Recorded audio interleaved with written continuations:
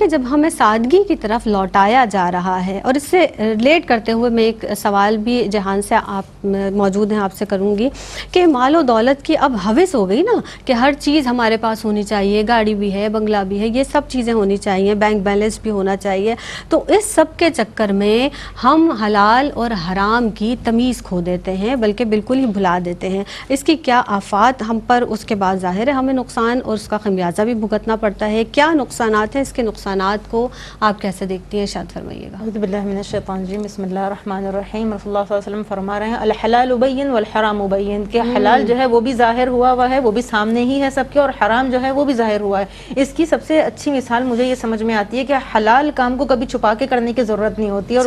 اس کو کرتے ہوئے آپ کو کبھی کوئی خوف نہیں آئے گا، آپ کا ضمیر مضطرب نہیں ہوگا. اور حرام کو جب آپ کر رہے ہوں گے تو آپ کے دل میں یہ آئے گا کہ میں اس کام کو چھپا کر کروں، کہیں کسی کو پتہ نہ چل جائے. آپ کو اللہ تعالیٰ کے پتہ لگنے کا اتنا وہ نہیں ہوگا، لیکن آپ کو یہ ہوگا کوئی اور نہ دیکھ لے. تو اس سے آپ کو سمجھ میں آئے گی یہ چیز، اور آپ کا ضمیر جو ہے نا وہ مضطرب ہوگا، کہیں نہ کہیں آپ کو ملامت کرے گا، ملامت کر رہا ہوگا، آپ کو سمجھ میں آ رہا ہوگا کہ آپ کچھ غلط کر رہے ہیں. اللہ تعالیٰ فرما رہے ہیں یا ایھا الناس کلوا مما فی الارض حلالا طیبا ولا تتبعوا خطوات الشیطان، کہ حلال طریقے سے جو ہے وہ کھاؤ پیو، اور شیطان کے جو خطوات ہیں، شیطان کے جو راستے ہیں ان کو جو ہے وہ فالو نہ کرو، ان کے پیچھے نہ جاؤ. تو یہ اس میں یہ ظاہر ہے کہ اگر آپ حرام طریقے سے کسی مال کو لے کر آتے ہیں اپنے گھر پر، اور آپ اس سے ظاہر رزق آئے گا، کھائیں گے، آپ بھی کھائیں گے، آپ کے جو اولاد ہیں وہ بھی کھائیں گے، آپ کے گھر والے بھی کھائیں گے، تو وہ آپ کے پیٹ کے اندر، آپ کے جسم کے اندر شامل ہو گیا ہے. اس کی ظاہر ہے کہ بہت برے اثرات آپ کے نفسیات کے اوپر بھی آئیں گے، آپ کے عبادات کے اوپر بھی آئیں گے، اور اللہ کی طرف سے بھی آفات اور نقصانات آئیں گے. تو سب سے پہلے نفسیات کے اوپر آپ کی کیا آئے گا کہ حلال کی جو رغبت ہے وہ ختم ہی ہو جائے گی آپ کے اندر سے. اللہ تعالیٰ کے قرب کی رغبت جو ہے وہ ختم ہو جائے گی. نماز سے میں جو آپ کو حلاوت الایمان مل رہی ہے وہ آپ کو ختم ہو جائے گی، کیونکہ عبادت کو اگر کوئی انسان فرض کی طرح کر بھی رہا ہے نا تو اس میں جو مزہ آ رہا ہے نا کرنے میں، خشوع خضوع، اور آپ حلاوت محسوس کر رہے ہیں اس کو کرتے ہوئے، وہ آپ کی چھن جائے گی اس میں سے. اور آپ اگر اس مال میں سے آپ کے جو ہے وہ حقدار بھی، پھر آپ کسی کو حقدار بھی نہیں سمجھیں گے نا، آپ کسی اور کے اوپر اس کو خرچ کرنا بھی نہیں چاہیں گے، وہ چیز بھی آپ کے اندر سے ختم ہو جائے گی کہ آپ کے مساکین کو دینا ہے. اب ظاہر ہے جب مال حرام ہی ہے تو اس میں سے زکوٰۃ کیسی، تو وہ آپ کا ثواب بھی ختم ہو گیا، وہ ایک فرض ہے آپ کا. تو جب مال ہی حرام ہے تو اس میں سے زکوٰۃ آپ کیسے نکالیں گے، اور اگر نکال بھی رہے ہیں تو وہ مقبول بھی نہیں ہے، تو اللہ کے نزدیک قبول بھی نہیں ہو رہی ہے. تو آپ کو یہ، کیونکہ وہ تو مال کی طہارت ہے ویسے بھی، جب مال ہی طاہر نہیں ہے تو آپ اس کی طہارت کس طریقے سے کر رہے ہیں. تو یہ اس کے نقصانات ہیں. گھر پر لے کر آ رہے ہیں تو گھر پر طرح طرح کی آفات آ رہی ہیں، ناگہانی چیزیں آ رہی ہیں، امراض آ رہے ہیں، تکلیفیں آ رہی ہیں. اللہ نہ کرے کہ کسی کو جو ہے بہت زیادہ ہی کوئی اگر آزمائش آ گئی اس چیز کے وبال سے کہ لوگ مر بھی رہے ہیں، تو انسان کو یہ سمجھنا چاہیے کہ بھئی یہ کس وجہ سے ہے. اب جو ایک انسان اگر گھر پر وہ مال کو لے کر آ رہا ہے تو جو گھر والے ہیں ان کو بھی اس چیز پہ سوال کرنا چاہیے. جیسے کہ مثال کے طور پہ یہ ہوتا ہے کہ اگر ہمارا بچہ باہر سے کوئی چیز لے کر آتا ہے تو ہم اس کا سوال اس سے نہیں کرتے ہیں، یا تو اس کو یوز کرنے دیتے ہیں یا خود بھی یوز کر لیتی ہے مائیں، خاص کر جو تھوڑے سے کم حیثیت کے ہوں گے لوگ، تو وہ جیسے بچہ کہیں سے کوئی چیز، اب اس سے سوال نہیں کر رہے بیٹا کیا چوری کر کے آئے ہو، کہیں سے لے کر آئے ہو، اس کی کیا مصدر، اس کا کیا ہے.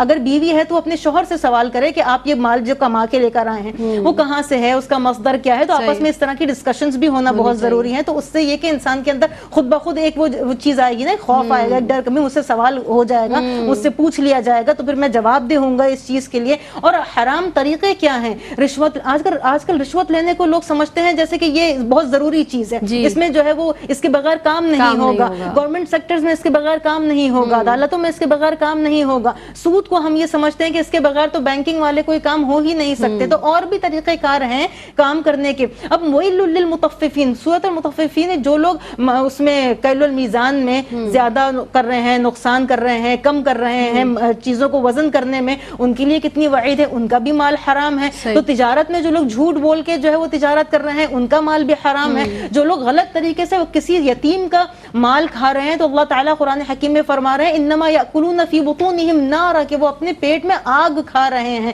بیسکلی. تو وہ یتیم کے مال کو کہ ان سے کمزور کا مال ہے وہ آپ نے ہڑپ لیا، کسی کی زمین ہے، کسی کی کوئی اور چیز ہے، آپ نے اس کا حق کھا لیا، وہ بھی ظاہر حرام مال ہے. اس کے بارے میں بھی سوچنے کی ضرورت ہے کہ ابو بکر صدیق رضی اللہ عنہ جو ہے وہ ایک صرف شک پڑا تھا ذرا سا کہ شاید اس مال میں کوئی ایسی چیز ہے، تو انہوں نے ہاتھ ڈال کے جو ہے وہ قے کر دی، اور انہوں نے سارا اس چیز کو، کیونکہ ایک ہلکا سا شک پڑا تھا. یہاں پہ ہمیں چیزوں کا پتہ بھی ہوتا ہے، اس کے باوجود بھی ہم اس سے غافل ہوتے ہیں کیونکہ وہ ہمارے اندر شامل ہو چکی ہیں، وہ ہماری عادات میں شامل ہو چکی ہیں، اور پھر ہم غلط کو غلط اور صحیح کو صحیح سمجھتے بھی نہیں ہیں دل سے۔ تو روزانہ اپنا محاسبہ کرنا اور اپنے آپ کے بارے میں سوچنا کہ بھائی یہ جو چیز، کیونکہ ہم خود نہیں کھا رہے ہوتے، زیادہ تر کیا ہوتا ہے کہ انسان اپنی اولاد کے لیے ساری چیزیں کر رہا ہوتا ہے۔ تو جس اولاد کے لیے آپ کر رہے ہیں، اگر آپ اس کو حرام جو ہے وہ کمائی کا کھلائیں گے تو پھر وہ آپ کے لیے کیسے فرما بردار بنے گی، وہ آپ کے لیے سر اٹھانے کا باعث کیسے بنے گی، وہ آپ کے لیے ذلت اور رسوائی کا ہی باعث بنے گی۔ تو آپ اس چیز کے اوپر سوچیں کہ اگر آپ حرام کھلائیں گے تو اس کے نتائج آپ کے اوپر ہی پلٹ کے اسی طریقے سے آئیں گے۔ بے شک، اور اس کا نتیجہ آپ کو بھگتنا پڑے گا۔ اور جس طرح سے رشوت کی بات ہوئی یہاں پر،